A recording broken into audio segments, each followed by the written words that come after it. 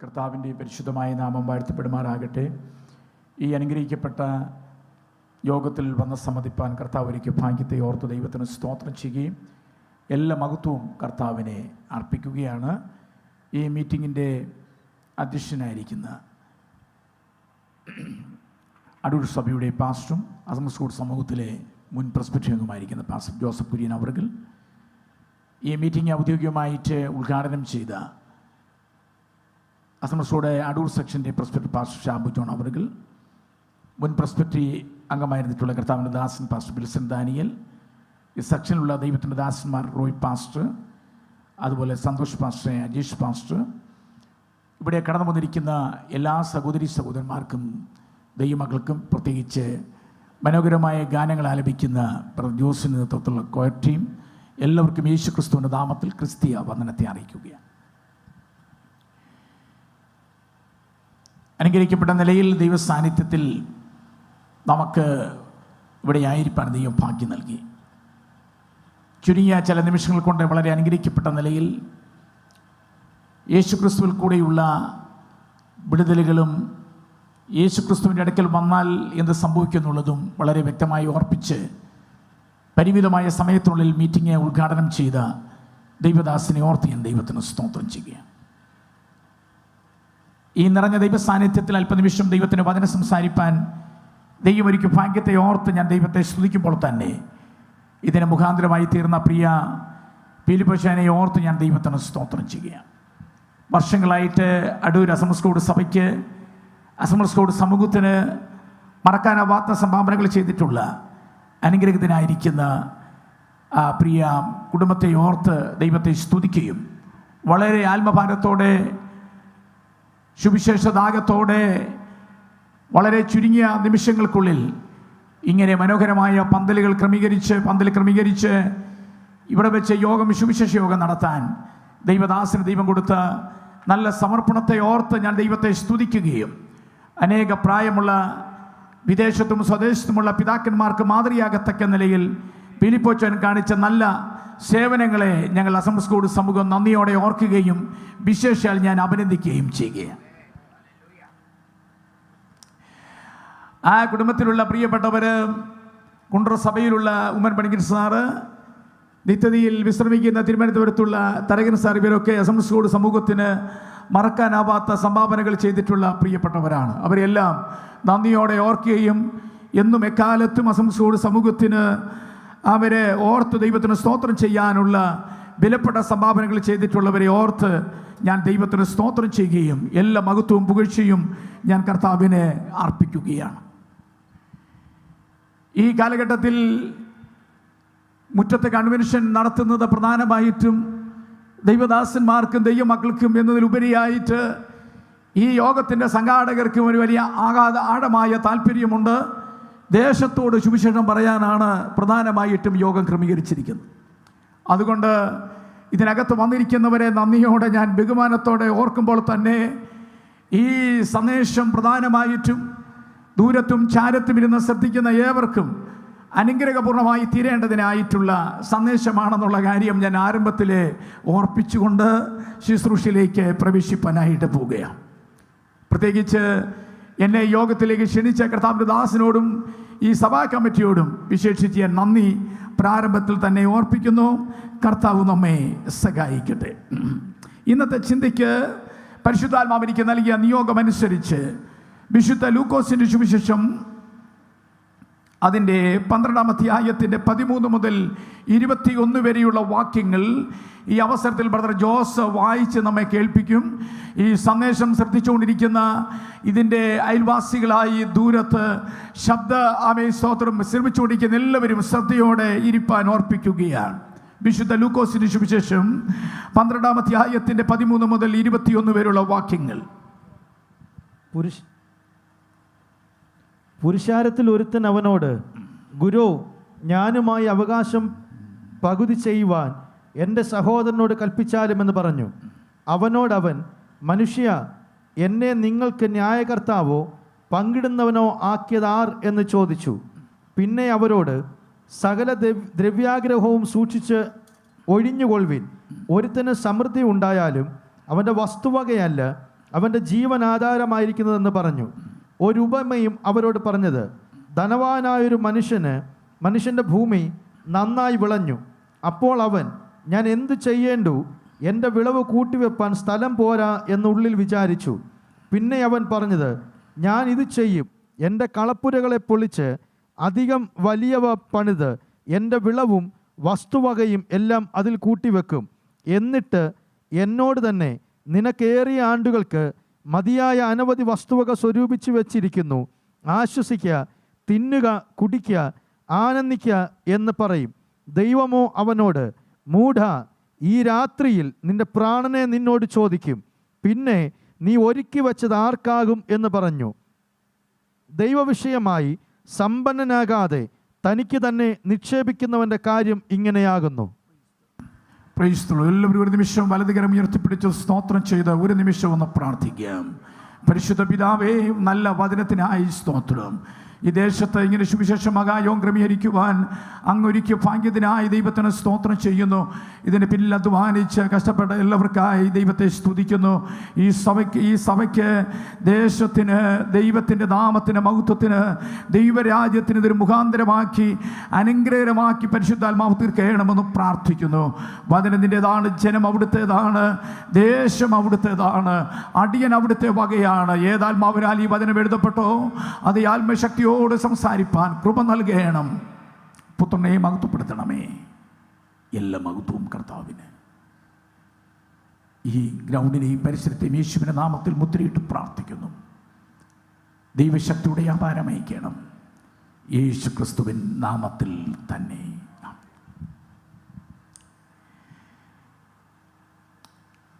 ഒരു സെക്കൻഡിൽ 60-80 ഇടയ്ക്ക് ആൾക്കാർ മരണം വഴിയായി ലോകത്തിൽ നിന്ന് മാറ്റപ്പെട്ടു പോയിക്കൊണ്ടിരിക്കുക.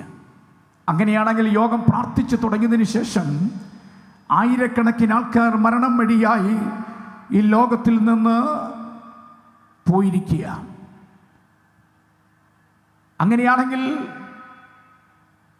ഇന്നത്തെ സന്ദേശം എന്ന് പറയുന്നത് ചിലരുടെ ജീവിതത്തിൽ അവസാനത്തെ സന്ദേശമായിരിക്കാം. നാളത്തെ സുവിശേഷ മഹായോഗത്തിൽ ആര് കാണുമെന്ന് ആർക്കും പറയാൻ പറ്റില്ല. അതുകൊണ്ട് എന്നെ ശ്രദ്ധിക്കുന്ന ഏവരോടും എനിക്ക് ഓർപ്പിക്കുവാനായിട്ടുള്ളത്, സമയം പാഴാക്കരുത്, വൃഥാവാക്കി കളയരുത്. ഇന്ന് ലഭിച്ചിരിക്കുന്ന അടുത്ത 45 മിനിറ്റുകൾ ശ്രദ്ധയോടെ വചനം കേട്ട് ജീവിതം ധന്യകരമാകുവാൻ ഞാൻ യേശുവിൻ്റെ നാമത്തിൽ ഒരു സുവിശേഷ പ്രസംഗി എന്നുള്ള നിലയിൽ ഞാൻ നിങ്ങളെ പ്രബോധിപ്പിച്ചുകൊണ്ട് വചന ശുശ്രൂഷയിലേക്ക് ഞാൻ പ്രവേശിക്കുകയാണ്. ലൂക്കോസിന്റെ സുവിശേഷത്തിൽ നിന്നാണ് പാസ്റ്റർ ഷാബു ജോണും വാക്യം വായിച്ച് പ്രസംഗിച്ചത്.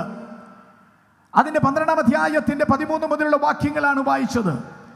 യോഗത്തിൻ്റെ പ്രാരംഭ ദിവസം എന്നുള്ള നിലയിൽ സമയപരിമിതികളുണ്ട്. കൃത്യസമയത്ത് ദൈവദാസന്മാർ പറഞ്ഞതിന് മുൻപ് ഞാനും ആമേൻ നിർത്തുവാൻ ഉത്സാഹിക്കുന്നതായിരിക്കും.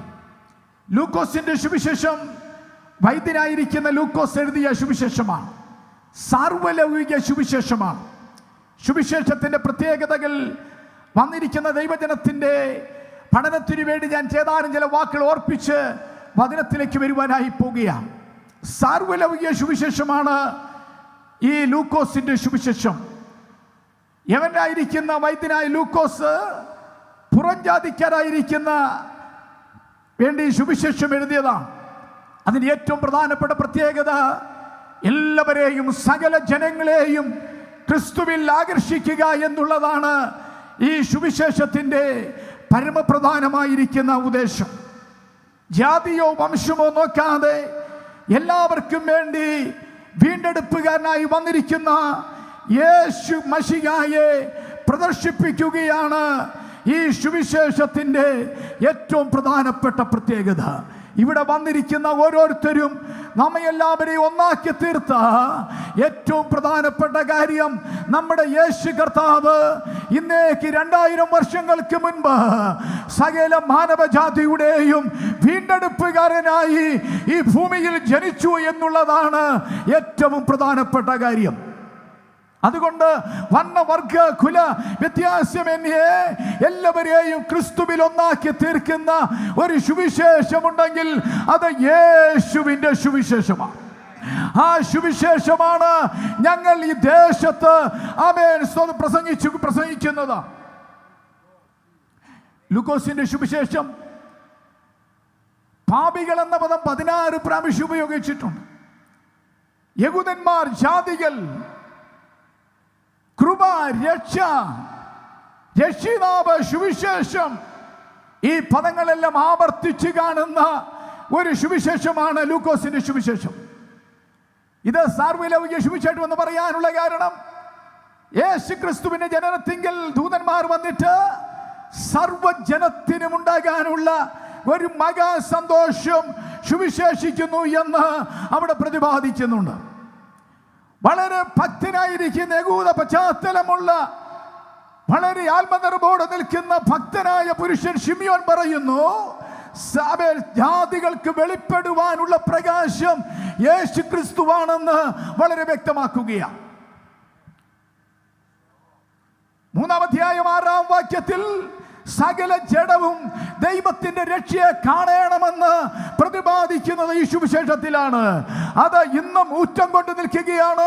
കഴിഞ്ഞ 2000 വർഷങ്ങളായി സകല ജഡവും ദൈവത്തിന്റെ രക്ഷയെ കാണണമെന്നുള്ള ആ സന്ദേശത്തിന്റെ പ്രസക്തി തീരാതെ ഇന്നും നിലകൊള്ളുകയാണ്. അതിന്റെ പ്രസക്തി കൊണ്ടാണ് ഇങ്ങനെ ഒരു സുവിശേഷം യോഗം ഇവിടെ ക്രമീകരിച്ചിരിക്കുന്നത്. സരഭാത്തിലെ വിധവയും സുറിയാനിക്കാരനായ നയമാന്റെ കാര്യവും ലൂക്കോസ് വെളിപ്പെടുത്തുമ്പോൾ ഇതൊരു സാർവലൗകിക സുവിശേഷമാണ്. 24-ാം അധ്യായം അവസാനിപ്പിക്കുമ്പോൾ സകല ജാതികളോടും സുവിശേഷം പ്രസംഗിക്കണമെന്നുള്ള ആഹ്വാനത്തോടാണ് ഈ സുവിശേഷം അവസാനിക്കുന്നത്. 1-2 പ്രത്യേകതകൾ പറയുന്ന സാർവലൗകിക സുവിശേഷം. 2 പ്രാർത്ഥന ലൂക്കോസ് നൽകുന്ന സ്ഥാനം അദ്വിതീയമാണ്. കർത്താവിന്റെ ജീവിതത്തിലെ 11 പ്രാർത്ഥനകളിൽ 9 എണ്ണവും രേഖപ്പെടുത്തിയിരിക്കുന്നത് ഈ ലൂക്കോസിന്റെ സുവിശേഷത്തിലാണ്. ഇവിടെ വന്നിരിക്കുന്ന ദൈവമക്കളോട് ഞാൻ ജീവിതത്തിൽ പ്രധാനമായി പറയട്ടെ, യേശുവിന്റെ പ്രാർത്ഥന പഠിക്കുകയും അത് അവൻ അനുസരിക്കുകയും ചെയ്യുന്നത്, ജീവിതത്തിന്റെ ഭാഗമാക്കി മാറ്റുന്നത് ഏറ്റവും വലിയ വഴിത്തിരിവായി തീരാനിടയാകും. യേശു സ്നാന സമയത്ത് അത്ഭുതങ്ങൾക്ക് ശേഷം പുരുഷാരം തിങ്ങിക്കൂടിയപ്പോൾ യേശു പ്രാർത്ഥിച്ചു. അപ്പോസ്തലന്മാരെ തിരഞ്ഞെടുക്കുന്നതിന് മുൻപ്, തൻ്റെ കഷ്ടാനുഭവത്തെ ആദ്യമായി പറയുന്നതിന് മുൻപ്, അവൻ്റെ രൂപാന്തര സമയത്ത് അത് 70 പേർ മടങ്ങി വന്ന് തങ്ങൾ ചെയ്തതെല്ലാം അറിയിച്ചപ്പോൾ ശിഷ്യന്മാരെ പ്രാർത്ഥിക്കാൻ പഠിപ്പിക്കുന്നതിന് മുൻപ് അങ്ങനെ പ്രാർത്ഥനയുടെ വളരെ പ്രസക്തമായ 9 വേദഭാഗങ്ങൾ ഈ ലൂക്കോസിന്റെ സുവിശേഷത്തിൽ കാണുന്നുണ്ട്. ഒരു കൊച്ചു ദൂത് ഞാൻ വിളിച്ചു പറയാം. നമ്മളെല്ലാവരും പ്രാർത്ഥിക്കുന്നത് ആവശ്യം വരുമ്പോൾ പ്രാർത്ഥിക്കുമ്പോൾ, യേശു ആവശ്യം വരുമ്പോൾ പ്രാർത്ഥിക്കുന്നവൻ മാത്രമല്ല, അവൻ നല്ല വിജയം കൈവരിക്കുമ്പോൾ, ഞങ്ങളെ പോലുള്ള പാസ്റ്റേഴ്സ് നല്ല നല്ല കാര്യങ്ങൾ ചെയ്യുമ്പോൾ, അവൻ നല്ല കയ്യടി ലഭിക്കുമ്പോൾ പ്രാർത്ഥിക്കാതിരിക്കുമ്പോൾ, യേശുവിന്റെ പ്രാർത്ഥന എന്ന് പറയുന്നത് വിജയ ശ്രീലാളിതനായിട്ട് മടങ്ങി വരുമ്പോഴും പ്രാർത്ഥനയ്ക്കായി മുട്ടുകുത്തുന്ന യേശുവിന്റെ പ്രാർത്ഥന വിലപ്പെട്ട പ്രാർത്ഥനയാണ്. ഒന്ന് കരങ്ങൾ ഉയർത്തി കർത്താവിന് സ്തോത്രം ചെയ്താട്ടെ. ഇതിനകത്ത് വന്നിരിക്കുന്ന എല്ലാവരും പ്രാർത്ഥനയോടുകൂടെ ഇരിക്കുന്നെങ്കിൽ ഈ ദൈവദാസന്റെ വളരെ അധ്വാനത്തിന്റെ ഫലമായിട്ട് ഈ സുവിശേഷ യോഗം ഇവിടെ നടത്തുമ്പോൾ തികച്ചും ദൈവത്തിന്റെ പ്രവൃത്തി ഉണ്ടാകുക തന്നെ ചെയ്യണമെന്ന് ആത്മാർത്ഥതയോടെ ആഗ്രഹത്തോടെ ഇതിനകത്തിരിക്കുന്ന എല്ലാവരും പ്രാർത്ഥിച്ചുകൊണ്ടിരിക്കണം. മനസ്സിലായില്ലേ? അടൂർ ദൈവമക്കൾ, അടൂരുള്ള ഏജിയിലുള്ള എൻ്റെ സഹോദരി സഹോദരന്മാർ, പിതാക്കന്മാർ, മാതാക്കൾ ശക്തിയോട് പ്രാർത്ഥിക്കുന്നെങ്കിൽ ഞാൻ വിശ്വസിക്കുന്നു അടുത്ത 3 ദിവസത്തെ ഈ യോഗങ്ങൾ നിമിത്തമായി ഈ ദേശത്ത് ഒരു വലിയ ദൈവപ്രവൃത്തി വെളിപ്പെടാൻ ദൈവം നമുക്കൊരു മുഖാന്തരമാക്കി തീർത്തിരിക്കുകയാണ്. പ്രാർത്ഥന. സ്ത്രീകളെയും ശിശുക്കളെയും കുറിച്ച് പ്രതിപാദിച്ചിട്ടുള്ള സുവിശേഷം ഒത്തിരി സമയം എടുക്കുന്നില്ല. സമ്പത്തും ദാരിദ്ര്യവും തമ്മിലുള്ള വൈപരീത്യം ഈ സുവിശേഷത്തിനകത്തുണ്ട്. ദാരിദ്ര്യം കാമ്യവും സമ്പത്ത് ദോഷവുമാണെന്ന് പഠിപ്പിക്കുന്നില്ല. ധനവാന്മാരായിരുന്ന ചില സ്ത്രീ പുരുഷന്മാരെ കുറിച്ച് ഈ സുവിശേഷത്തിൽ രേഖപ്പെടുത്തിയിട്ടുണ്ട്. തെയോപ്പിലോസ് ഉന്നത സ്ഥാനത്തിരുന്നവനാ, പക്ഷെ മാനസാന്തരപ്പെട്ടവനാ. മാനസാന്തരപ്പെട്ടവനാണ്. ഞാൻ വരാൻ പോകുന്ന എൻ്റെ സന്ദേശത്തിൻ്റെ പശ്ചാത്തലത്തിലേക്ക് ഇപ്പം വന്നിരിക്കുന്ന തെയോപ്പിലോസ് ഉന്നതനാണെങ്കിലും അവൻ മാനസാന്തരപ്പെട്ടവനായിരുന്നു. അവനെ ശ്രീമാൻ, രാജശ്രീ എന്നൊക്കെയാണ് വിളിക്കുന്നത്. റോമൻ ഗവർണർമാരായിരിക്കുന്ന ഫെലിക്സിനും ഫെസ്തോസിനും നൽകുന്ന പേരാണ് ഈ തെയോപ്പിലോസിന് കൊടുത്തിരിക്കുന്നത്. ഈ സുവിശേഷത്തിൽ മത്തായി എന്ന് വിളിക്കുന്ന ലേവി ചുങ്കം പിരിക്കുന്നവനായിരുന്നു, ധനികനായിരുന്നു. പക്ഷേ യേശുവിൻ്റെ കൽപ്പന അനുസരിച്ച വ്യക്തിയാണ്. ഈ ലൂക്കോസിന്റെ സുവിശേഷത്തിൽ അതിഥിപ്രിയക്കാരായിരിക്കുന്ന മറിയുടെയും മാർത്തയുടെയും പേരുണ്ട്. യേശുവിൻ്റെ കാലിൽ പൂശിയ തൈലത്തിൻ്റെ വില ഒരു വർഷത്തെ ഒരാളിൻ്റെ കൂലിയ. അപ്പൊ അത്രയ്ക്ക് ധനാഢ്യരായിരിക്കുന്ന സ്ത്രീകൾ അക്കാലത്ത് യേശുവിനെ പിൻപറ്റിയിട്ടുണ്ട്.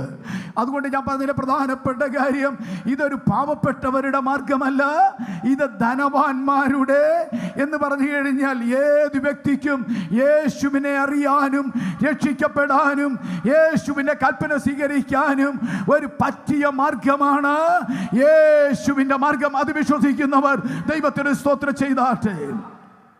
ഹല്ലേലൂയ. അരിമത്യക്കാരനായിരിക്കുന്ന യോസേഫ് സന്നദ്ധി സംഘത്തിന്റെ ഒരു അംഗമ, ഒറ്റവാക്കി പറഞ്ഞ പള്ളിപ്രമാണിയ. അദ്ദേഹത്തിന് പുതിയ കല്ലറയുണ്ടായിരുന്നു. അദ്ദേഹത്തിന്റെ കല്ലറയിലാണ് യേശുവിൻ്റെ ശവശരീരം വയ്ക്കുവാനിടയായത്. ഇതെല്ലാം വിളിച്ചറിയിക്കുന്നത് ഏത് കുലത്തിൽപ്പെട്ടവർക്കും, ദരിദ്രന്മാർ മാത്രമല്ല ഏത് ധനാഢ്യന്മാർക്കും യേശുവിൻ്റെ പുറകെ വന്ന് യേശുവിൻ്റെ മകനും മകളുമായി തീരാൻ കഴിയും.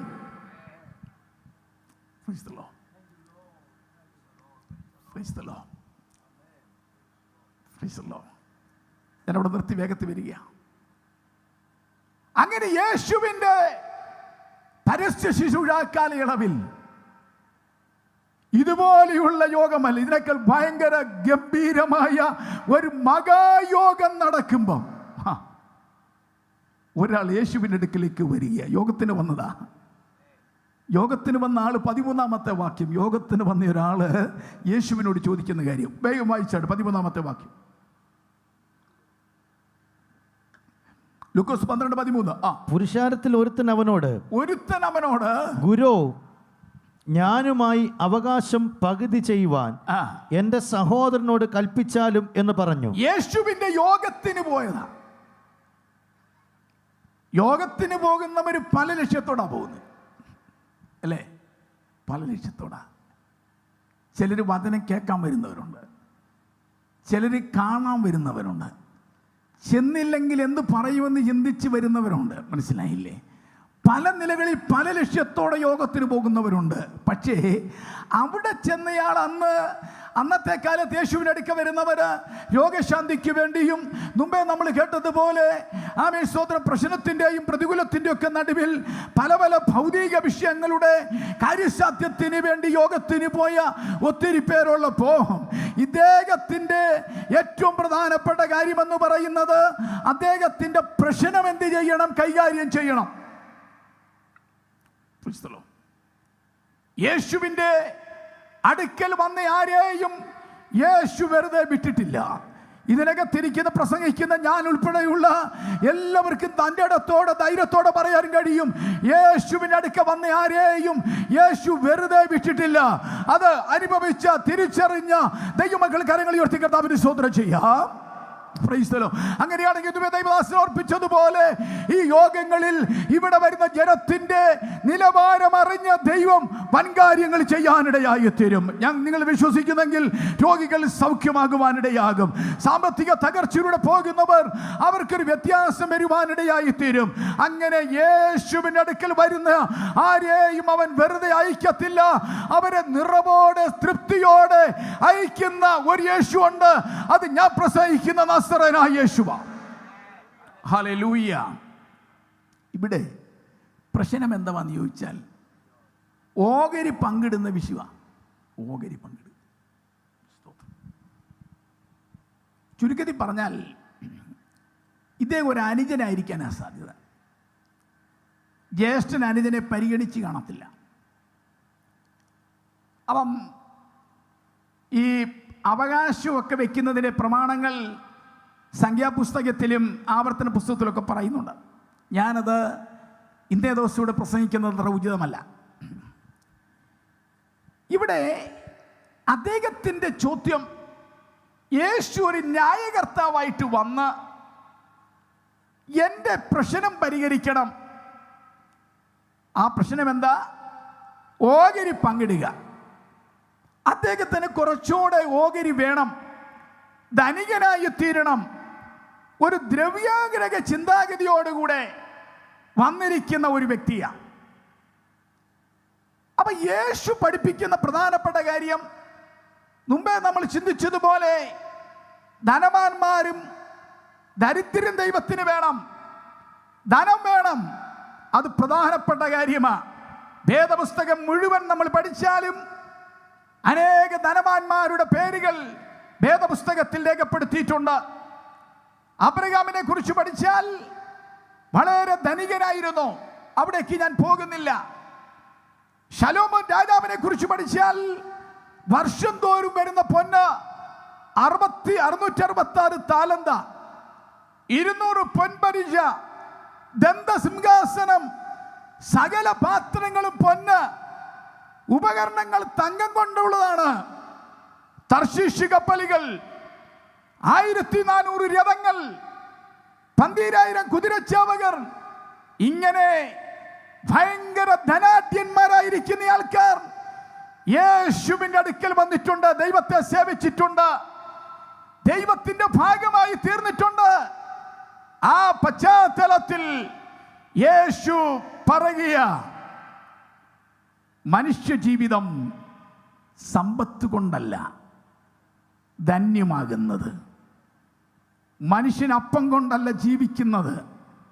സമ്പത്തോ വസ്തുവകളോ അല്ല മനുഷ്യജീവന് ഒരു ഉറപ്പല്ല എന്ന് ഈ തിരുവചനം വളരെ വ്യക്തമായി നമ്മെ പഠിപ്പിക്കുകയാണ്. ഒന്ന് കരങ്ങളെ ഉയർത്തി കർത്താവിന് സ്തോത്രം ചെയ്യാം.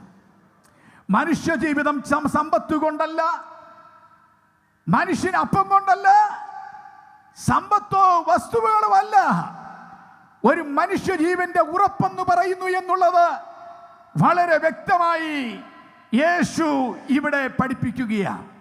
ഇന്നത്തെ സന്ദേശത്തിന് പേര് കൊടുക്കാൻ ദൈവിക വിഷയത്തിൽ സമ്പന്നനാകുക എന്നുള്ളതാണ് ഞാൻ കൊടുക്കാൻ പോകുന്ന ഒരു തീമെന്ന് പറഞ്ഞിരിക്കുന്നത്. ദൈവിക വിഷയത്തിൽ നാം സമ്പന്നരാകുക എന്നുള്ളതാണ് ദൈവം ആശിക്കുന്ന ഏറ്റവും പ്രധാനപ്പെട്ട കാര്യം. ഹല്ലേലൂയ.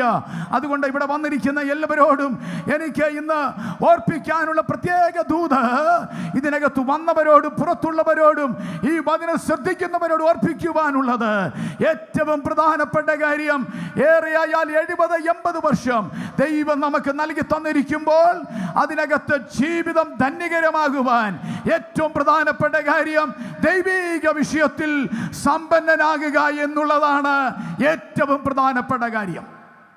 ഹല്ലേലൂയ. അത് കേട്ടവർ മാത്രം ദൈവത്തിന് സ്തോത്രം ചെയ്താട്ടെ. അതായിരിക്കണം ഇന്നത്തെ രാത്രിയിലെ സന്ദേശത്തിന്റെ ഏറ്റവും പ്രധാനപ്പെട്ട കാര്യം.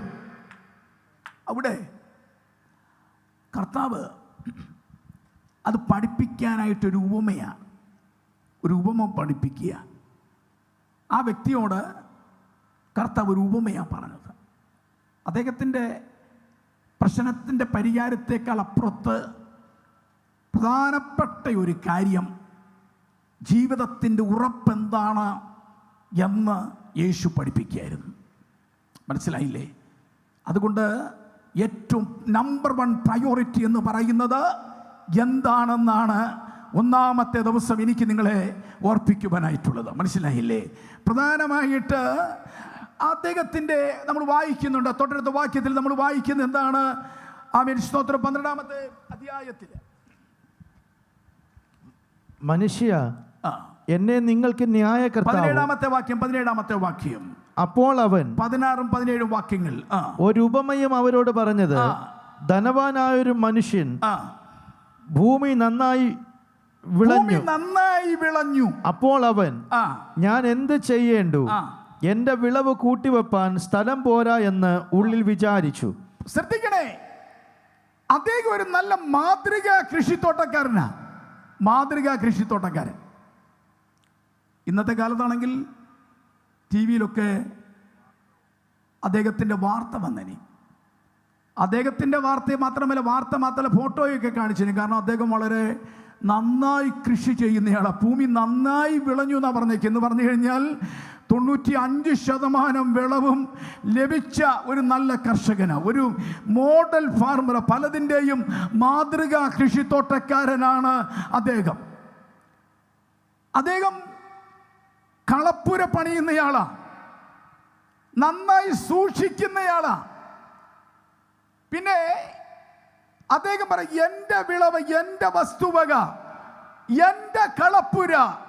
സ്വാർത്ഥതയോടെ ജീവിക്കുന്ന ഒരു വ്യക്തിത്വമാണ്, സ്വാർത്ഥതയോടെ ജീവിക്കുന്നയാളാണ്.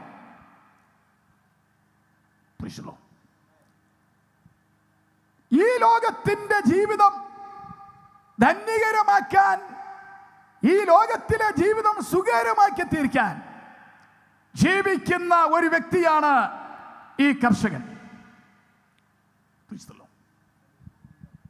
ഇന്നത്തെ കാലത്തും ഇവിടെയുള്ള ജീവിതം സുഭിക്ഷമാക്കാൻ, ജീവിതം മെച്ചമാക്കാൻ ജീവിക്കുന്ന അനേകരുമുണ്ട്. അത് ഇതിന്റെ പ്രാന്തപ്രദേശങ്ങളിൽ അനേകർ കണ്ടേക്കാം അങ്ങനെ ജീവിക്കുന്നവർ. അവരോട് പറയാനുള്ള ശരിയായ സുവിശേഷം ഈ വേദഭാഗത്തിലൂടെ യേശു നമ്മെ പഠിപ്പിക്കുകയാണ്. ഏറ്റവും പ്രധാനപ്പെട്ട കാര്യം ഇവിടുത്തെ ധനമല്ല, ദൈവിക വിഷയത്തിൽ സമ്പന്നരായിരിക്കുന്നതാണ് ഏറ്റവും പ്രധാനപ്പെട്ട കാര്യം. നിങ്ങളുടെ അറിവിന് വേണ്ടി ഞാൻ എന്നോട് കാര്യങ്ങൾ പറയാം. ഉദാഹരണങ്ങൾ, കാലിഫോർണിയയിൽ സ്വർണം തേടിപ്പോയ ആളുകളുണ്ട്. സ്വർണം തേടിപ്പോയ ഒരു കാലത്ത് അങ്ങനെയുള്ള ആളുകൾ ഒരു കുടിലെത്തി. ധാരാളം സ്വർണം അവിടെ കിടപ്പുണ്ട്. കുടിലിനകത്ത് തൊട്ടടുത്ത് 2 അസ്ഥികളും കിടപ്പുണ്ട്. അടുത്തൊരു കത്ത് കിടപ്പുണ്ട്. ആ കത്തെടുത്ത് ഈ സ്വർണം തേടിപ്പോയിരിക്കുന്ന ആൾക്കാർ വായിച്ചു. അതിനകത്ത് ഇങ്ങനെ എഴുതിയിരിക്കുന്നത്, ഞങ്ങളിവിടെ സ്വർണം തേടി വന്നതാ, പക്ഷേ സ്വർണം നേടി ഞങ്ങൾ ഈ കുടിലിൽ തന്നെ തങ്ങി. അതിശൈത്യമായിരുന്നതിനാൽ ഞങ്ങൾക്ക് പുറത്തേക്ക് പോകാൻ പറ്റിയില്ല. അതുകൊണ്ട് ഏത് നിമിഷവും ഞങ്ങൾ മരിക്കാൻ സാധ്യതയുണ്ട് എന്ന് അതിനകത്തൊരു കുറിപ്പുണ്ടായിരുന്നു. ആഹാരം തീർന്നു, വെള്ളം ഇല്ല, തണുത്തു വിറച്ചു മരിച്ചു. സ്വർണം നേടി, പക്ഷേ ശൈത്യകാലം വരുമെന്നുള്ള കാര്യം അവർ മറന്നുപോയി. ശൈത്യകാലം വരുമെന്നുള്ള കാര്യം ഈ വേദഭാഗത്ത് പഠിപ്പിക്കുന്നൊരു കാര്യമുണ്ട്. ഈ ജീവിതം മാത്രമല്ല, എത്ര സുഖലോലുമായ ജീവിതമാണെങ്കിലും മറ്റൊരു ജീവിതത്തിന് വേണ്ടി നിങ്ങൾ ശ്രമിക്കണം. അല്ല, നിങ്ങൾക്ക് പിടിച്ചു നിൽക്കാൻ കഴിയാത്ത ഒരു സമയം വരുന്നു എന്ന് ഈ വേദഭാഗം നമ്മെ പഠിപ്പിക്കുകയാണ്. 1988 നവംബർ മാസം 21 മലയാള മനോരമയിൽ വന്ന ഒരു ഹെഡിങ് ഇങ്ങനെയാണ്: കോടികളോട് വിട പറഞ്ഞ ക്രിസ്റ്റീന. 1500 കോടിയുടെ സ്വത്തുള്ള ഒരു സഹോദരി ഒരു കുഞ്ഞിന് വേണ്ടി 17 കോടി രൂപ ചെലവഴിച്ചു. ഡോക്ടർക്ക് കൊടുത്തത് 17 കോടി രൂപയാ. പക്ഷേ എന്താ സംഭവിച്ചെന്നറിയാമോ? 4 കോടി രൂപ ഉപയോഗിച്ച് വലിയ ബംഗ്ലാവ് പണിതു. പക്ഷേ അവൾ ഏകാകിയും അസ്വസ്ഥതയുമായിരുന്നു. ആത്മഹത്യക്ക് വേണ്ടി ശ്രമിച്ചു. 38ാമത്തെ വയസ്സിൽ മരണമെന്ന ആ ശത്രു അവളെ പിടിക്കാനിടയായി. ഞാൻ പറഞ്ഞു വന്നതിൻ്റെ കാര്യം, ഇവിടുത്തെ ജീവിതമല്ല ഏറ്റവും പ്രധാനം. ദ്രവ്യാഗ്രഹത്തോടെ മോടിയോടുകൂടെ ജീവിക്കാൻ ആര് ശ്രമിച്ചാലും അത് ഏത് സമയത്തും മരണം നമ്മെ പിടിക്കുവാനിടയായി തീരും. ഇവിടെ അവസാനം യേശു ചോദിക്കുക. എന്താ ചോദിക്കുന്നത്? ആ ചോദ്യമാണ് ഇവിടെ പ്രധാനമായി ചിന്തിക്കാൻ പോകുന്നത്. 20ാമത്തെ വാക്യത്തിൽ, ദൈവമോ അവനോട്, മൂഢ, ഈ രാത്രിയിൽ നിന്റെ പ്രാണനെ നിന്നോട് ചോദിക്കും, പിന്നെ നീ ഒരുക്കി വെച്ചത് ആർക്കാകുമെന്ന് പറഞ്ഞു. ശ്രദ്ധിക്കേണ്ട പ്രധാനപ്പെട്ട കാര്യം, കളപ്പുര പണിതവൻ, സ്വരൂപിച്ചവൻ, സ്വന്തമായതെല്ലാം ഉണ്ടാക്കിയവൻ, അവനെ ദൈവം വിളിക്കുന്നത് മൂടാന്ന. മൂട. ഞങ്ങളെപ്പോലുള്ള ആൾക്കാർക്കൊന്നും ഒറ്റ നോട്ടത്തിൽ അങ്ങനെ വിളിക്കാൻ പറ്റില്ല. ഇദ്ദേഹത്തെ എങ്ങനെ മൂടാന്ന് വിളിക്കാൻ പറ്റും? ഇദ്ദേഹം സ്വന്തം കാര്യം വളരെ നന്നായി ചെയ്ത് ആർക്കും ഒരു പ്രയാസം ഉണ്ടാകാതെ, ഒരു വിഷമം ഉണ്ടാക്കാതെ, അത്യാവശ്യം പള്ളിക്കും പള്ളിക്കാർക്കും ഒക്കെ വേണ്ടിയതൊക്കെ കൊടുത്ത് നിൽക്കുന്ന ഒരുവനെ നോക്കിയിട്ട് ഞങ്ങളെപ്പോലുള്ള ആൾക്കാർക്ക്, നമുക്കാർക്ക് മൂടാന്ന് വിളിക്കാൻ പറ്റില്ല. എന്തുവാ ഈ മൂടാന്ന് വിളിച്ച് നമുക്ക് അത്ഭുതപ്പെട്ടു പോകാൻ സാധ്യതയുണ്ട്. പക്ഷേ യേശു ഇവിടെ ഉപമയിൽ പറയുന്നത്, ദൈവമോ അവനെ വിളിക്കുന്നത് നീ മൂടാന്ന. മൂടാന്ന്. എന്തുകൊണ്ടാ മൂടാ എന്ന് വിളിക്കുന്നത്? സദൃശവാക്യം 12-15 വാക്യത്തിൽ, തന്റെ വഴി ചൊവ്വായി തോന്നുന്നവൻ ബുദ്ധിഹീനന. തന്റെ വഴി ചൊവ്വായി തോന്നുന്നവൻ. ഈ സായം സന്ധ്യയിൽ വചനം കേൾക്കുന്ന പ്രിയമുള്ളവരെ, നിന്റെ വഴി നിനക്ക് തന്നെ ചൊവ്വായി തോന്നുന്നെങ്കിൽ ദൈവത്തിന് നിന്നെ വിളിക്കാനുള്ളത് മൂടാന്നാ വിളിക്കുന്ന. മൂട, ബുദ്ധിമാനെന്നല്ല.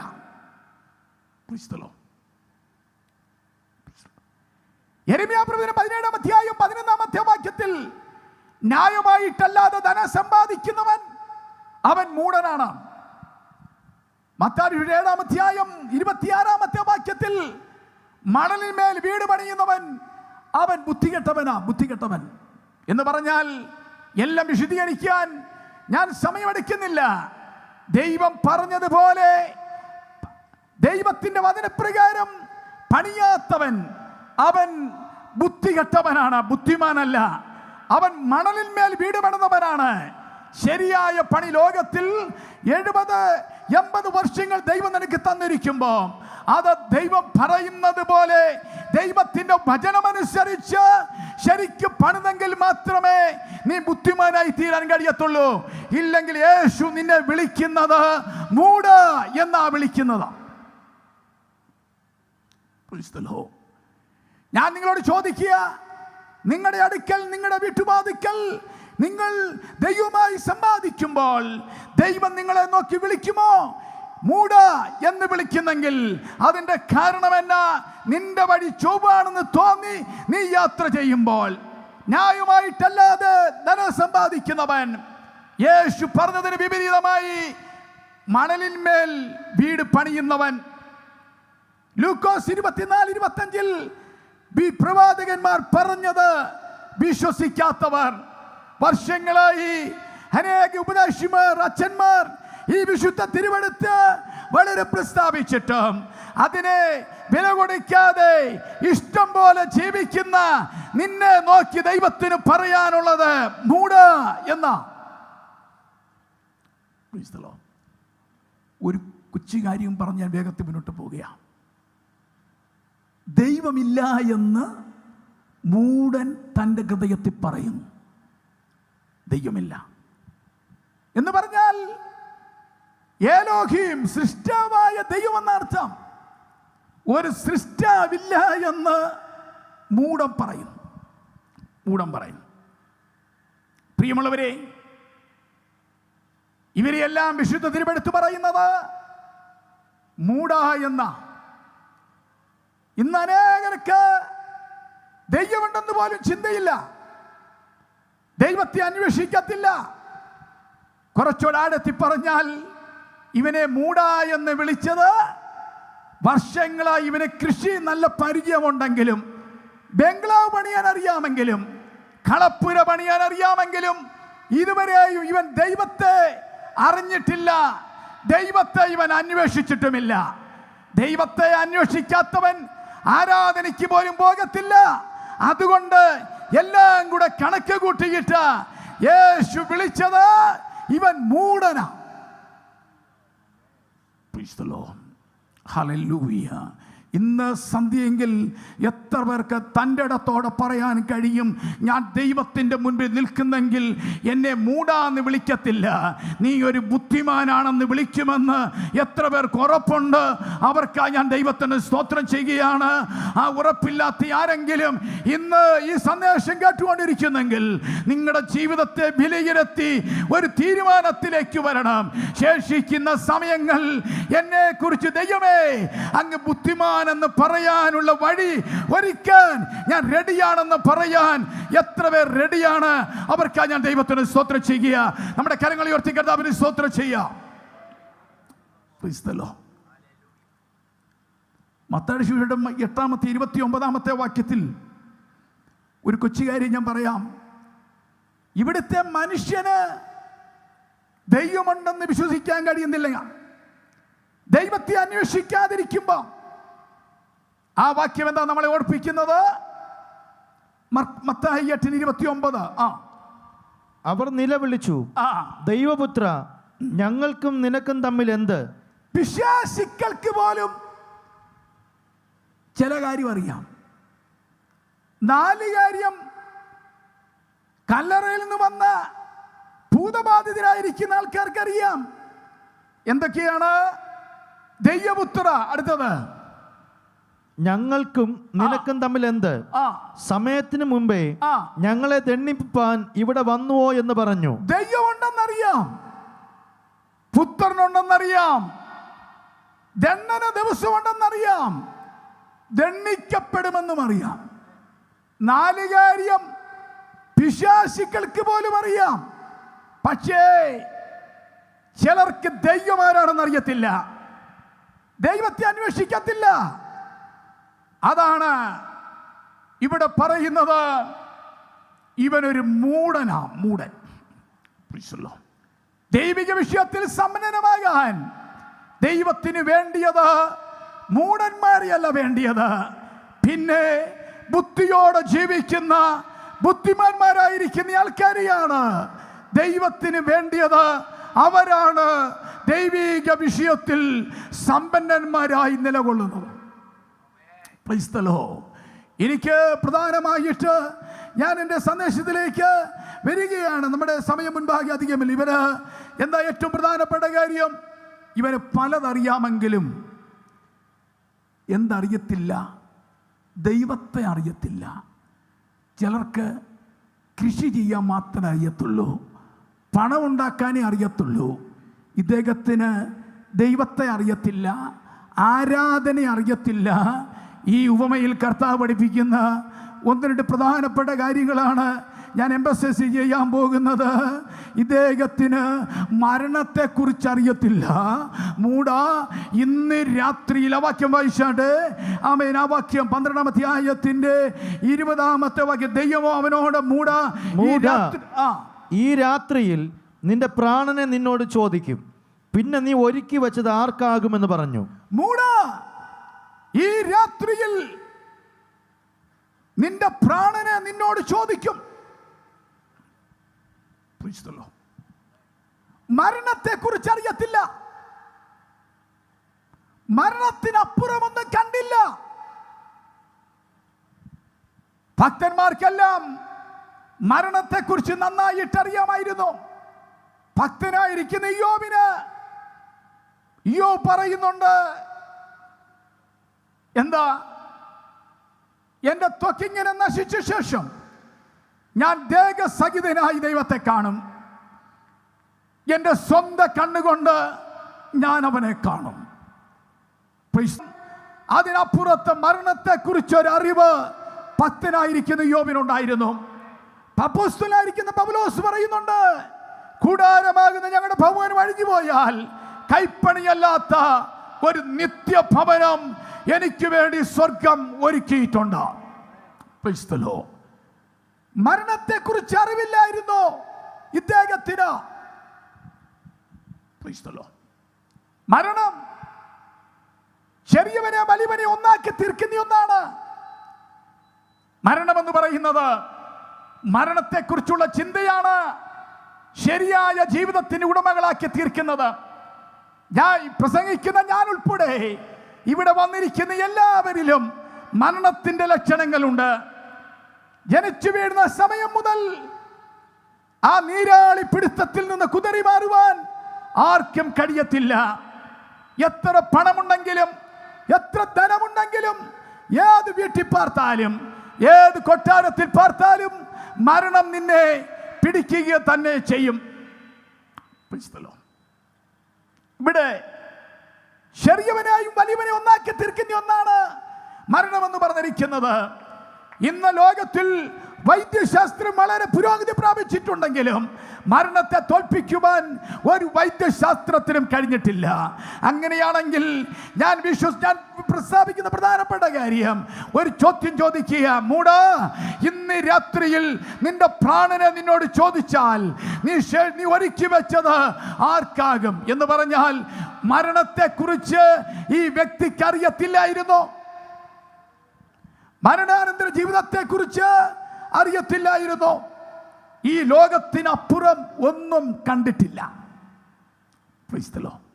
ഈ ലോകത്തിന് വേണ്ടി മാത്രം ജീവിച്ച വ്യക്തിയാണ്.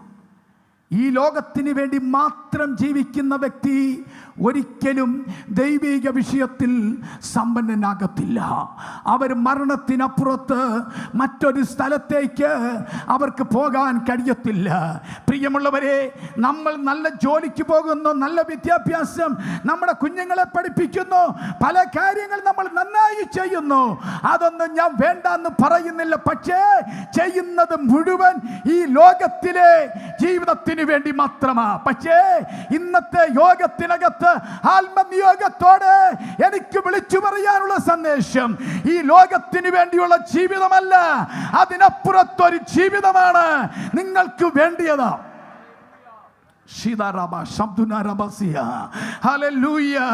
അതുകൊണ്ട് ഇവിടുത്തെ 70-80 വർഷത്തേക്കുള്ള ഒരു ജീവിതത്തിന് വേണ്ടി ആ ജീവിതം മോടി പിടിപ്പിക്കാൻ പലതും ചെയ്യുന്നുണ്ടെങ്കിലും എനിക്ക് ആത്മനിയോഗത്തോടെ വിളിച്ചു പറയാനുള്ളത്, ഇതിനപ്പുറത്തൊരു ജീവിതമുണ്ട്. ആ ജീവിതത്തിന് വേണ്ടി എന്തെങ്കിലും ചെയ്യണം.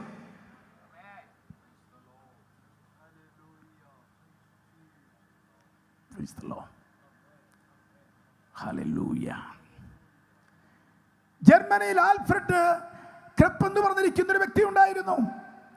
വീട് കൊട്ടാര തുല്യമായിരുന്നു, ആഡംബരപൂർണമായ ഉദ്യാനം.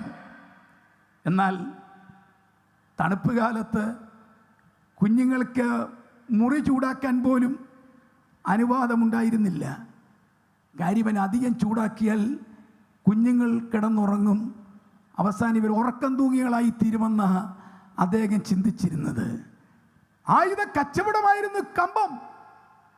കൊലപാതകത്തിന്റെ സാമ്രാജ്യം തുറന്നിടുകയായിരുന്നു അദ്ദേഹത്തിന്റെ ലക്ഷ്യം. ഒടുവിൽ ജർമ്മനിയിൽ ന്യൂറൻബർഗിൽ എന്ന് പറഞ്ഞിരിക്കുന്ന ജയിലിൽ അദ്ദേഹം അടയ്ക്കപ്പെടേണ്ടത് വന്നു. 12 വർഷം. അതിനുശേഷം ഒരു ഉരുക്ക് വ്യവസായം തുടങ്ങി. ജർമ്മനിയിൽ എഞ്ചിനീയറിംഗ് ശൃംഖലയുടെ അധിപനായിട്ട് മാറി. തൻ്റെ വ്യവസായത്തിന്റെ ആഘോഷത്തിന് 120-ൽ പരം രാജ്യങ്ങളിൽ നിന്ന് അനേകരെ വിളിച്ചുകൂട്ടി. പക്ഷേ തൻ്റെ ഭാര്യ വന്നില്ല. കോടീശ്വരൻ്റെ ഭാര്യ ആഘോഷത്തിന് വന്നില്ല. അവൾ പറഞ്ഞൊരു കാര്യം ഇതാണ്: ജീവിതത്തിന് പ്രാധാന്യം കൊടുക്കുന്നില്ല ഭർത്താവ്, സ്വാതന്ത്ര്യമാണ് ഏറ്റവും പ്രധാനം. ഒരു കാര്യം ഞാൻ പറയാം, എന്തിനു വേണ്ടിയാണ് നിങ്ങൾ ഓടുന്നത്? ഈ ലോകത്തിലെ ജീവിതത്തിന് വേണ്ടിയല്ല, അതിനപ്പുറത്തൊരു ജീവിതത്തിന് വേണ്ടി വേണം നിങ്ങളുടെ ആയുസ് മാറ്റിവെക്കുവാനായിട്ട്. ആമേൻ, സ്തോത്രം. ഒരു പ്രധാനപ്പെട്ട കാര്യം അർപ്പിക്കാൻ പോകുക.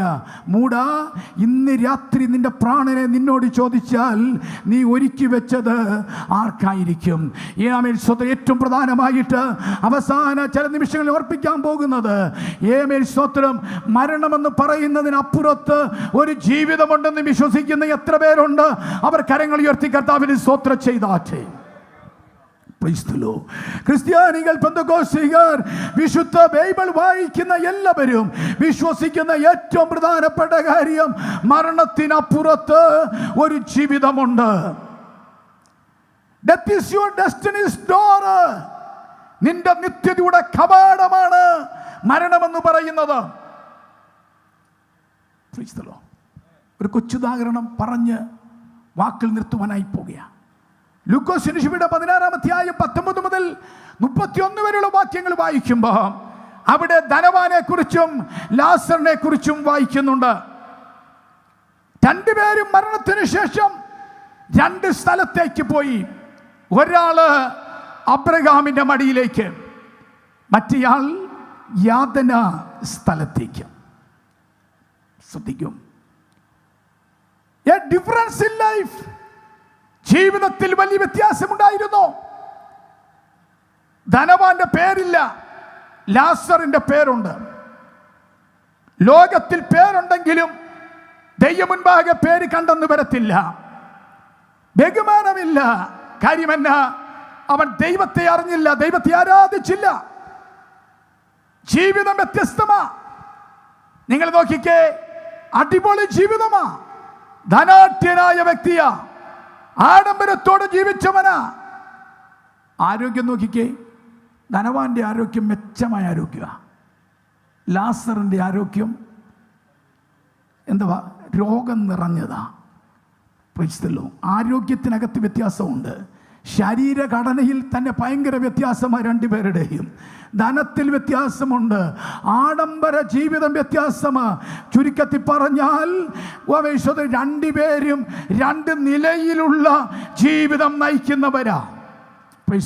ലാസറിനെ കുറിച്ച് വേണമെങ്കിൽ പറയാം, ധനവാനെ കുറിച്ച് വേണമെങ്കിൽ പറയാം. ലാസറിനെ സ്വീകരിക്കുന്നവന് ഒരു കേസില്ല, ഒരു നല്ല പൗരനാണ്. ചാരിറ്റി ഡിപ്പാർട്ട്മെന്റിന്റെ ചുമതല അവൻ കൊടുക്കാൻ പറ്റിയ വ്യക്തിയാണ് ഈ ധനവാൻ എന്ന് പറയുന്നയാള്. പക്ഷേ അങ്ങനെയുള്ള യാതൊരു കഴിവുകളോ മെച്ചമായ മികവുകളോ തെളിയിക്കുവാൻ ലാസറിനില്ല. പക്ഷേ ഞാൻ വാക്കുകൾ ഇവിടെ നിർത്താൻ വേഗത്തിൽ പോകട്ടെ. 2 പേരും മരിച്ചു. 2 പേരും മരിച്ചു. ധനവാനും മരിച്ചു, ലാസറും മരിച്ചു. മരണദൂതൻ ഏത് വീട്ടിലേക്കും കയറി വരും.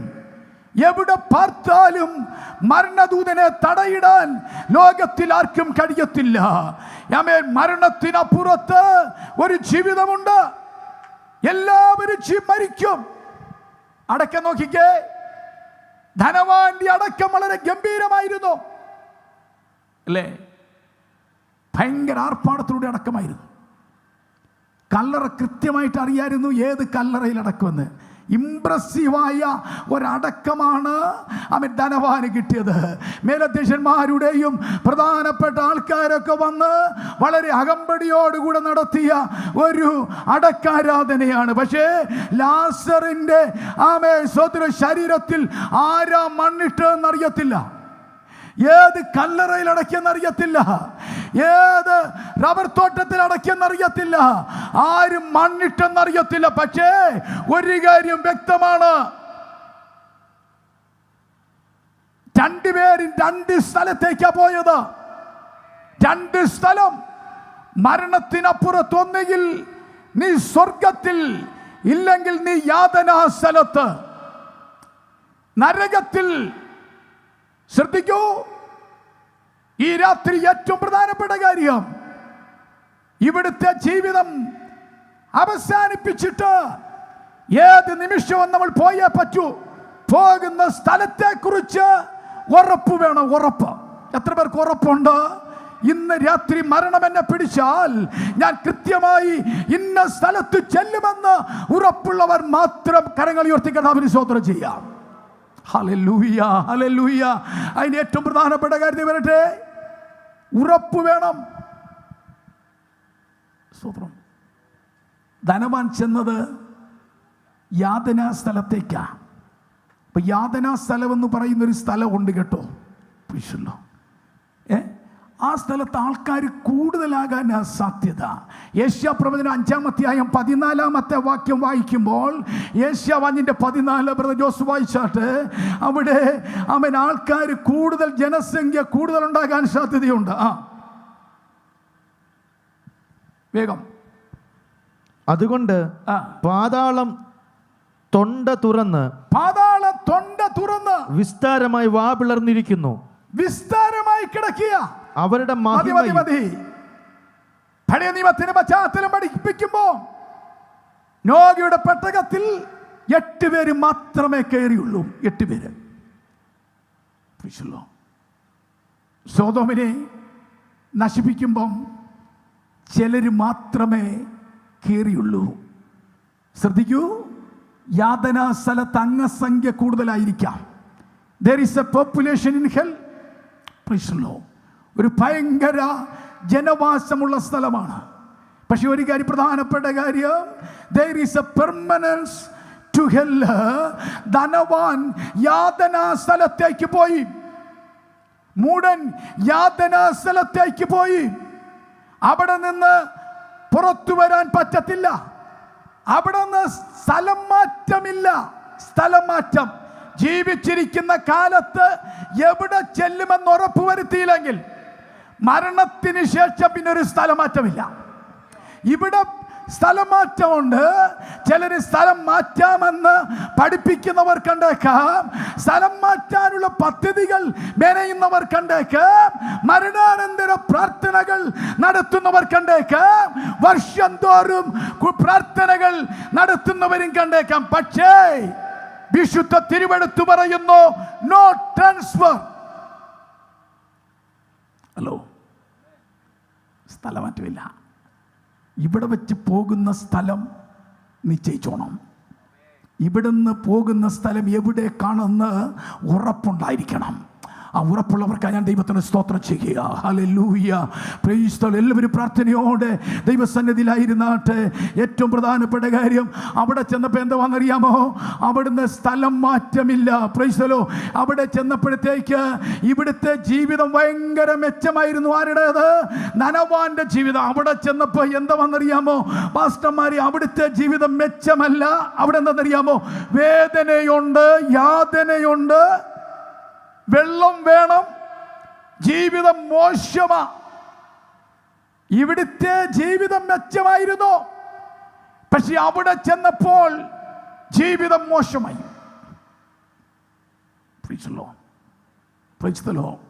ഇവിടുത്തെ പോലെ തന്നെ ജീവിതം മെച്ചമായിരിക്കാനാ സ്വർഗത്തിൽ ചെല്ലുമ്പോഴും മെച്ചമായിരിക്കാനാ ഈ യോഗത്തിൻ്റെ ഏറ്റവും പ്രധാനപ്പെട്ട ഉദ്ദേശം. അത് വിശ്വസിക്കുന്ന ദൈവത്തിന് സ്തോത്രം ചെയ്താട്ടെ. ഹല്ലേലൂയ.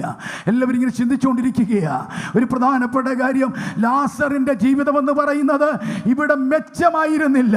ഇവിടെ പട്ടിണിയും പൈതാകവും കൈനീട്ടി നടന്നതും അനേകരുടെ സ്വതന്ത്ര സാമ്പത്തിക സഹായങ്ങളും ഒക്കെ സ്വീകരിച്ച ഇവിടുത്തെ ജീവിതം നയിച്ചതെങ്കിലും ഇവിടെ നിന്ന് പോയ ജീവിതം എന്ന് പറയുന്നത് അത് മെച്ചമായ ജീവിതമായിരുന്നു. മെച്ചപ്പെട്ട ജീവിതമായിരുന്നു.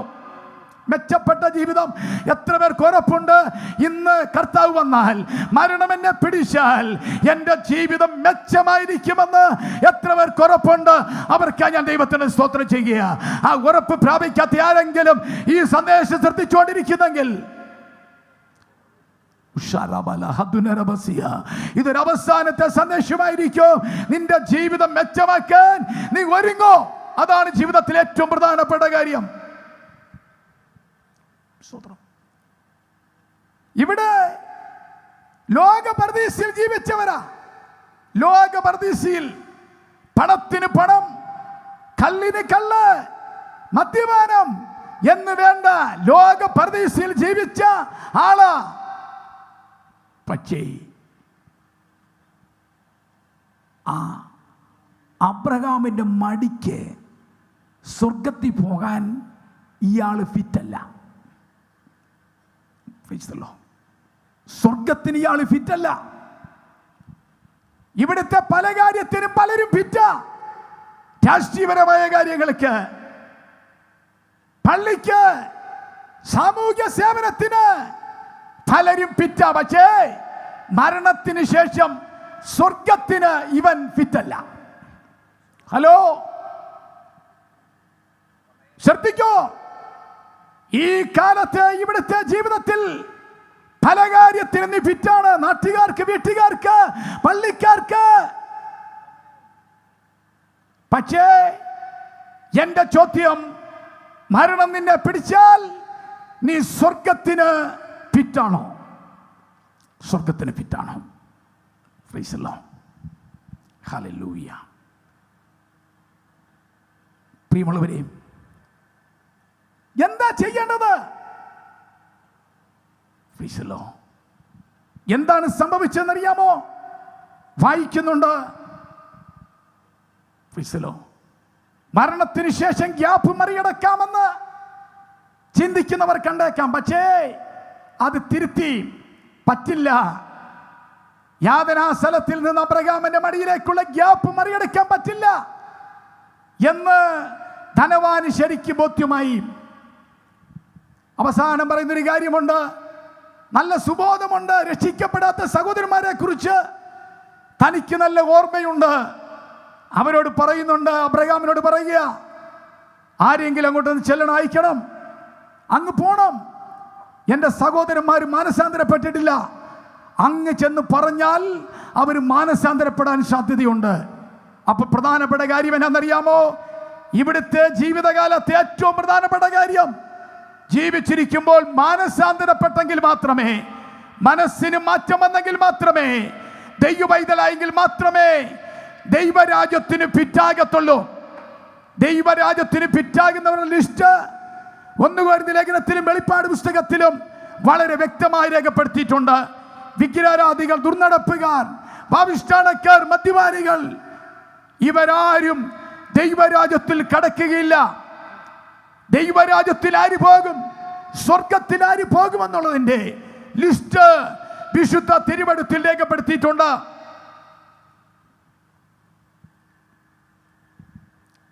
ചുരുക്കത്തിൽ പറഞ്ഞാൽ, പാതാളത്തിൽ ചെന്നിട്ട് പിന്നെ മാനസാന്തരമില്ല. പാതാളത്തിൽ ചെന്നിട്ട് രക്ഷിക്കപ്പെടാൻ പറ്റില്ല. അവനെ കൈക്കൊണ്ട് അവന്റെ നാമത്തിൽ വിശ്വസിക്കുന്ന ഏവർക്കും ദൈവമക്കളാകുവാൻ അധികാരമുണ്ട്. അത് ഇവിടെ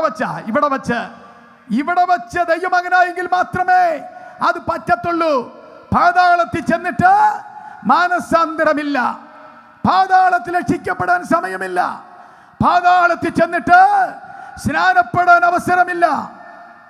പിതാക്കന്മാർക്കാർക്കും നിങ്ങളെ രക്ഷിക്കാൻ കഴിയത്തില്ല. അതുകൊണ്ട് ഈ സന്ധ്യയെങ്കിൽ ആദ്യ ദിവസത്തെ യോഗം എന്നുള്ള നിലയിൽ എനിക്ക് ഓർപ്പിക്കുവാൻ ഏറ്റവും പ്രധാനപ്പെട്ട കാര്യം, ദൈവിക വിഷയത്തിൽ സമ്പന്നനാകണമെങ്കിൽ നാം അറിയേണ്ടതറിഞ്ഞ് ദൈവത്തെ സേവിച്ച് വരാൻ പോകുന്ന ലോകത്തെക്കുറിച്ച് മെച്ചമായ ജീവിതം കാഴ്ചവയ്ക്കുവാൻ ഒരുങ്ങിയെങ്കിൽ മാത്രമേ നമുക്ക് സ്വർഗത്തിൽ പോകാൻ കഴിയത്തുള്ളൂ. ഒരു നിമിഷം എല്ലാവർക്കും ദൈവത്തിൽ എഴുന്നേറ്റ് നിൽക്കാം. ആരും പോകരുത്. എല്ലാ കണ്ണുകളും അടച്ചൊരു നിമിഷം പ്രാർത്ഥിക്കാം. എല്ലാ കണ്ണുകളും അടച്ചാട്ടെ. പ്രിജോസ് ഒരു പാട്ടിന് ചില ചരണങ്ങൾ പാടും. ഇന്ന് രാത്രി ദൈവിക വിഷയത്തിൽ സമ്പന്നനാകുവാൻ, ഗ്ലോറി, ദൈവത്തെക്കുറിച്ചറിയാൻ, മരണത്തെക്കുറിച്ചറിയാൻ, മരണാനന്തര ജീവിതത്തെക്കുറിച്ചറിയാൻ ഇന്ന് രാത്രി ഇഷ്ടപ്പെടുത്തി വയ്ക്കൂ. നമ്മുടെ ജീവിതത്തെ സമർപ്പിക്കൂ. ജീവിതം ധന്യകരമാകട്ടെ. ഇവിടുത്തെ ജീവിതം മെച്ചമാക്കാനല്ല, വരാനുള്ള ജീവിതം മെച്ചമാക്കാൻ. Praise the Lord. Glory to God, Jesus. രക്ഷിക്കപ്പെടാനുള്ളവർ, ദൈവമകനായി തീരാനുള്ളവർ, യേശുവിൻ്റെ മകനും മകളുമായി തീരാനുള്ളവർ, ജീവിതത്തിൽ ഇതുവരെ പല അവസരങ്ങൾ ലഭിച്ചിട്ടും ഇതുവരെ മാനസാന്തരപ്പെടാത്തവർ, പാപത്തിന് വഴി വിട്ടുവരാത്തവർ, യേശുവിൻ്റെ മകനും മകളുമായി തീരാത്തവർ, ക്രിസ്തുവിനോട് ചേരുവാനുള്ള സ്നാനം കൈക്കൊള്ളാത്തവർ, ഇന്ന് രാത്രി മടങ്ങി വരൂ.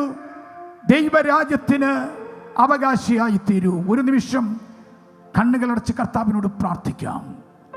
എത്ര പേർക്ക് ഉറപ്പുണ്ട് നീ പോകുന്ന സ്ഥലത്തെക്കുറിച്ച്? പൗലോസ്ലീഹ പറയുന്നു, വിട്ടുപിരിഞ്ഞാൽ ക്രിസ്തുവിനോട് കൂടെയാ. മരണാനന്തര പ്രാർത്ഥന കൊണ്ടോ 41 അടിയന്തരം കൊണ്ടോ ആത്മാവിനെ രക്ഷിക്കാൻ കഴിയത്തില്ല. വിട്ടുപിരിഞ്ഞാൽ ക്രിസ്തുവിനോട് കൂടെയാ. യേശു ഇന്നിങ്ങനെ പറഞ്ഞു, ഇന്ന് നീ എന്നോട് കൂടെ പരദീസയിലിരിക്കും. വിട്ടുപിരിഞ്ഞാൽ ക്രിസ്തുവിനോട് കൂടെ നിത്യതയില. ആ ഉറപ്പ് നാം പ്രാപിച്ചേ പറ്റത്തുള്ളൂ. Hallelujah, hallelujah. എല്ലാവരും ഒരു നിമിഷം കണ്ണുകൾ അടച്ച്, നിങ്ങൾ ഇരിക്കുന്ന ഇരിപ്പിടത്തിൽ ഇരുന്നു കൊണ്ട്, നിൽക്കുന്ന നിൽപ്പിൽ നിന്നുകൊണ്ട് ഒരു നിമിഷം കണ്ണുകൾ അടച്ച് പ്രാർത്ഥിക്കൂ. എത്ര പേർക്ക് ഉറപ്പുണ്ട് നിങ്ങൾ എന്താണ് യേശു വിളിക്കാൻ പോകുന്നത്? മൂടാന്ന് വിളിക്കുമോ, അതോ ബുദ്ധിയുള്ള മനുഷ്യ എന്ന് വിളിക്കുമോ? നിങ്ങളുടെ ജീവിതത്തെക്കുറിച്ച് ഉറപ്പുവരുത്തൂ. ഇവിടുത്തെ ജീവിതം മെച്ചമാകുന്നതല്ല, വരാനുള്ള ജീവിതം മെച്ചമാക്കാൻ ചെയ്യേണ്ട കാര്യങ്ങൾ നന്നായി ചെയ്യുവാൻ ഒരു നിമിഷം നിങ്ങളെ തന്നെ സമർപ്പിക്കൂ. എല്ലാവരും വിശുദ്ധ വലതുകരം ഉയർത്തിപ്പിടിച്ച് ഈ പാട്ടിന്റെ ചരണങ്ങൾ നമുക്ക് ചേർന്ന് പാടി കർത്താവിനെ മഹത്വപ്പെടുത്താം. തീരും എൻ ദുഃഖം വിലാപവും ചേരും ഞാൻ സ്വർഗേ വേഗം ഹല്ലേലൂയ. തീരും എൻ ദുഃഖം വിലാപവും ചേരും ഞാൻ സ്വർഗേ വേഗം ഹല്ലേലൂയ. കഷ്ടതയാകിലും നഷ്ടങ്ങൾ വന്നാലും, കഷ്ടതയാകിലും നഷ്ടങ്ങൾ വന്നാലും, ഇഷ്ടന്മാർ വിട്ടാലും തുഷ്ടിയായി ജീവിക്കും. ഇഷ്ടന്മാർ വിട്ടാലും തുഷ്ടിയായി ജീവിക്കും. തീരും എൻ ദുഃഖം വിലാപവും ചേരും ഞാൻ സ്വർഗേ വേഗം ഹല്ലേലൂയ. തീരുമേ ദുഃഖം വിലാപവും ചേരും ഞാൻ സ്വർഗേ വേഗം ഹല്ലേലൂയ. കൂട്ടുകുടുംബക്കാർ തിട്ടമായി വിട്ടിടും, കൂട്ടുകുടുംബക്കാർ തിട്ടമായി വിട്ടിടും. കൂട്ടു സഹോദര ഭ്രഷ്ടരായി തള്ളിടൂ. കൂട്ടു സഹോദര ഭ്രഷ്ടരായി തള്ളിടും. തീരുമേ ദുഃഖം വിലാപവും ചേരും ഞാൻ സ്വർഗേ വേഗം ഹല്ലേലൂയ. ആമേൻ. തീരുമേ ദുഃഖം വിലാപവും ചേരും ഞാൻ സ്വർഗേ വേഗം ഹല്ലേലൂയ. തീരുമേ ദുഃഖം വിലാപവും ചേരും ഞാൻ സ്വർഗേ വേഗം ഹല്ലേലൂയ.